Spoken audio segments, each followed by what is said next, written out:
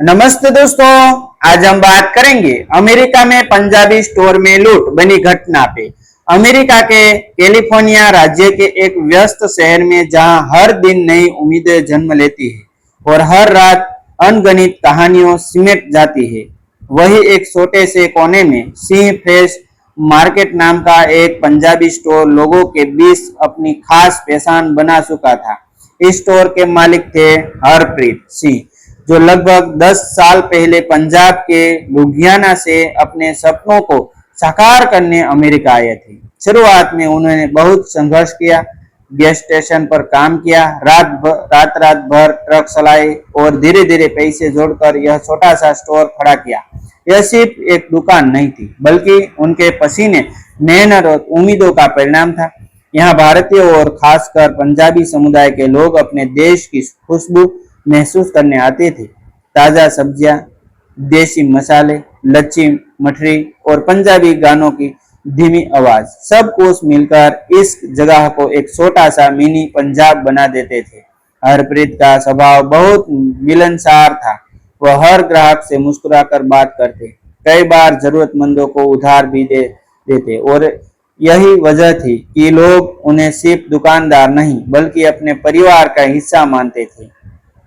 हरप्रीत के साथ उनके छोटे भाई अमनदीप भी काम करते थे, जो कुछ साल पहले ही अमेरिका आए थे। दोनों भाई दिन रात मेहनत करते, सुबह जल्दी दुकान खोलते और देर रात तक ग्राहकों की सेवा करते।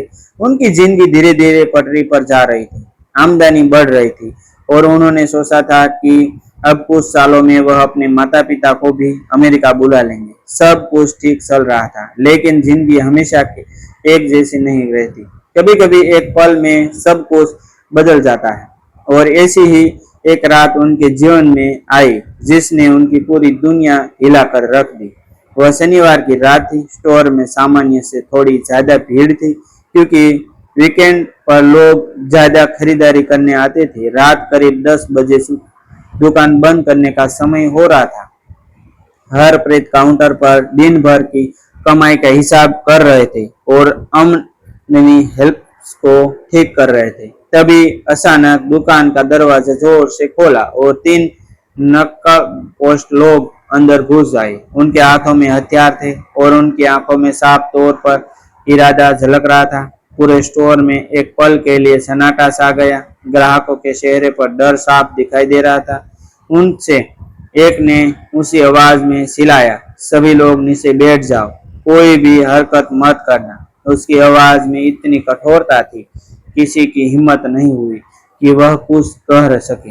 हरप्रीत का दिल तेजी से धड़कने लगा, लेकिन उन्होंने खुद को संभालते हुए शांत रहने की कोशिश की। उन्होंने धीरे से अपने हाथ ऊपर उठाए और काउंटर के पीछे खड़े रहे लूटरों में से एक सीधे काउंटर की तरफ आया और गुस्से में बोला, कैश निकालो जल्दी। हरप्रीत ने बिना किसी वजह से कैश रजिस्टर खोल दिया और जो भी पैसे थे उन्हें बैग में डालने लगा। उनकी नजर बार बार अमनदीप की तरफ जा रही थी, जो थोड़ा दूर खड़ा था और डर के मारे कांप रहा था। लेकिन हालत यही नहीं रुके। एक लुटेरा स्टोर के अंदर घूमने लगा और कीमती सामान उठाने लगा, जबकि दूसरा ग्राहकों पर नजर रखे हुए था। पूरे माहौल में डर और तनाव फूल चुका था। तभी अचानक एक ऐसी घटना हुई जिसने सब कुछ और ज्यादा खतरनाक बना दिया। एक बुजुर्ग ग्राहक, जो शायद स्थिति को पूरी तरह समझ नहीं पाते, खड़े होने की कोशिश करने लगे। तभी एक स्टोर ने लुटेरे ने उन्हें जोर से धक्का दिया, जिससे वह जमीन पर गिर पड़े। यह देखकर अमनदीप खुद को रोक नहीं पाए और आगे बढ़कर बोले, उन्हें मत मारो, वह बुजुर्ग है। यह सुनते ही लुटेरा भड़क गया और उसने अमनदीप की तरफ बंदूक तान दी। उस पल हरप्रीत के लिए समय जैसे थम गया। उन्हें लगा कि अगर एक गलत कदम उठा तो सब कुछ खत्म हो सकता है। उन्होंने तुरंत बीच में आकर कहा, जो चाहिए ले लो, बस किसी को नुकसान मत पहुंचाओ। उनकी आवाज में डर भी था और एक विनती भी। लुटेरों ने कुछ मिनटों में ही कैश, सिगरेट के पैकेट और कुछ महंगे सामान अपने बैग में भर दी। लेकिन जाते जाते उन्होंने स्टोर में तोड़फोड़ भी की, जिससे साफ था कि उनका मकसद सिर्फ चोरी नहीं बल्कि डर फैलाना भी था। जैसे ही वे बाहर भागे, स्टोर में मौजूद सभी लोगों ने राहत की सांस ली, लेकिन यह राहत अधूरी थी, क्योंकि जो हुआ था उसने सबके दिल में एक गहरा डर छोड़ दिया था। हरप्रीत ने तुरंत पुलिस को फोन किया और कुछ ही मिनटों में पुलिस वहां पहुंच गई। उन्होंने पूरे मामले की जांच शुरू की, सीसीटीवी फुटेज ली और सभी से पूछताछ की। उस रात के बाद सब कुछ बदल गया। हरप्रीत और अमनदीप के लिए यह सिर्फ एक लूट नहीं थी, बल्कि उनके सपनों पर लगा एक गहरा आघात था। स्टोर में काम करने का उनका आत्मविश्वास हिला गया था। हर आवाज पर उन्हें डर लगने लगा था, और सबसे बड़ी बात यह भी थी कि अब उन्हें समझ आ गया था कि परदेश में सिर्फ मेहनत ही काफी नहीं होती। यहाँ हर कदम पर खतरे भी हो सकते हैं। कई दिनों तक दुकान बंद रही, नुकसान भी काफी हुआ और मनोबल भी टूट गया।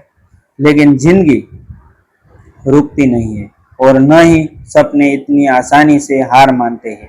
इसी बीच पुलिस ने जांच में कुछ अहम सुराग जुटाए, लेकिन लुटेरे अब भी फरार थे।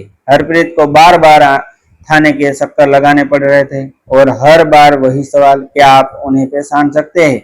लेकिन नकाब के पीछे छिपे शहरों को पहचानना आसान नहीं था। धीरे धीरे वह मामला सिर्फ एक चोरी का नहीं, बल्कि एक बड़ी साजिश का रूप लेने लगा, क्योंकि आसपास के इलाकों में भी इसी तरह की घटनाएं सामने आ रही थी, जिससे यह संदेशा हुआ कि यह कोई संगठित गैंग हो सकता है। लूट की उस रात के बाद हरप्रीत सिंह और अमनदीप की जिंदगी जैसे दो हिस्सों में बंट गई थी। एक वह समय जब उनका स्टोर सिर्फ मेहनत और सपनों की पहचान था, और दूसरा वह समय जब हर आवाज, हर अजनबी चेहरा पर उन्हें खतरे जैसा महसूस होता था। शुरुआत के कुछ दिन तो उन्होंने स्टोर की बंद रखा, क्योंकि न तो हिम्मत बची थी और न ही मन। लेकिन धीरे धीरे उन्हें यह एहसास हुआ कि अगर उन्होंने हार मान ली तो उन लुटेरों की जीत हो जाएगी, और यही सोचकर हरप्रीत ने खुद को संभालना शुरू किया। उन्होंने अमनदीप को भी समझाया कि हम यहाँ एक पहुंचे हैं तो इतनी आसानी से पीछे नहीं हट सकते, और फिर दोनों ने मिलकर स्टोर को दोबारा खोलने का फैसला किया। हालांकि इस बार सब कुछ पहले जैसा आसान नहीं था। उन्होंने सुरक्षा के लिए नए कैमरे लगवाए, अलार्म सिस्टम अपडेट किया और रात के समय अतिरिक्त सावधानी बरतने लगे। लेकिन असली लड़ाई उनके अंदर चल रही थी, डर और हिम्मत के बीच। इसी दौरान पुलिस की जांच भी आगे बढ़ रही थी।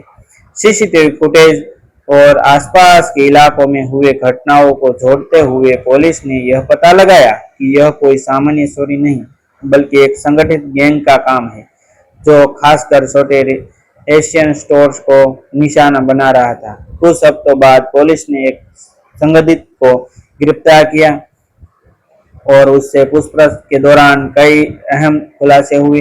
धीरे धीरे उस गैंग के बाकी सदस्य भी पकड़े गए।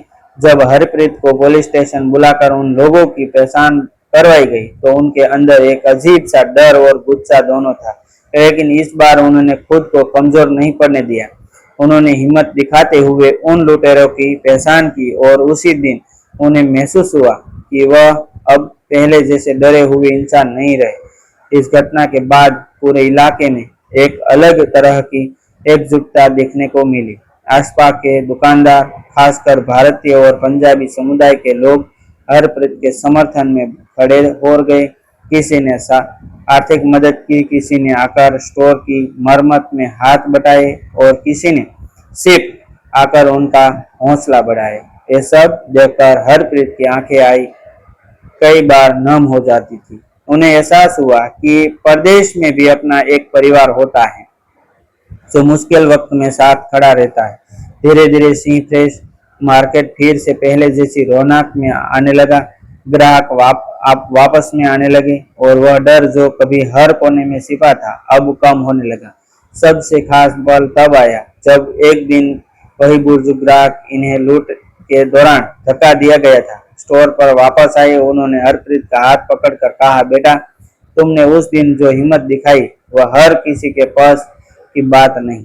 यह सुनकर हरप्रीत के चेहरे पर एक सच्ची मुस्कान आ गई, क्योंकि उन्हें लगा कि उन्होंने सिर्फ अपना स्टोर ही नहीं बल्कि अपना आत्मविश्वास भी वापस पा लिया है। और शायद यही इस पूरी कहानी की सबसे बड़ी जीत थी। कुछ महीनों बाद जब यह मामला कोर्ट में पहुंचा तो हरप्रीत और अमनदीप ने बिना डरे गवाही दी। उन्होंने साफ साफ बताया कि उस रात क्या हुआ था और उनकी इसी हिम्मत की वजह से अपराधियों को सजा मिली। यह फैसला सिर्फ उनके लिए नहीं बल्कि उन सभी छोटे दुकानदारों के लिए एक संदेश था कि डर के आगे झुकना नहीं है बल्कि उसका सामना करना है और न्याय पर भरोसा रखना है। आज जब कोई सिंह फ्रेश मार्केट में जाता है तो वहाँ सिर्फ सामान ही नहीं मिलता बल्कि एक कहानी भी महसूस होती है, हिम्मत की, संघर्ष की और इंसानियत की। हरप्रीत अब भी मुस्कुराकर ग्राहकों का स्वागत करते हैं, लेकिन उनकी मुस्कान में अब एक अनुभव की गहराई भी है, एक ऐसा अनुभव जिसने उन्हें तोड़ा भी और फिर से मजबूत भी बनाया। काव्या नहीं, अब यह कहानी सिर्फ काव्या की नहीं बल्कि हर उस इंसान की है जो मुश्किलों के बावजूद हार नहीं मानता और अपने सपनों को जिंदा रखता है। यह घटना यह सिखाती है कि जिंदगी में कितनी भी बड़ी परेशानी क्यों न आ जाए, अगर इंसान के अंदर हिम्मत और विश्वास है तो वह हर अंधेरे से बाहर निकल सकता है। और शायद यही वजह है कि आज भी दुनिया में अच्छाई और इंसानियत जिंदा है। बस जरूरत है तो उसे पहचानने और उसे बनाए रखने की। डिस्क्लेमर: यह कहानी अमेरिका और अन्य देशों में भारतीयों के साथ होने वाली परिस्थितियों से प्रेरित एक काल्पनिक रचना है। इसका उद्देश्य केवल मनोरंजन, जागरूकता और सामाजिक संदेश देना है। किसी वास्तविक व्यक्ति, स्थान या घटना से समानता मात्र संयोग मानी जाएगी। थैंक यू दोस्तों, मिलते हैं फिर एक नई वीडियो के साथ, एक नई स्टोरी के साथ।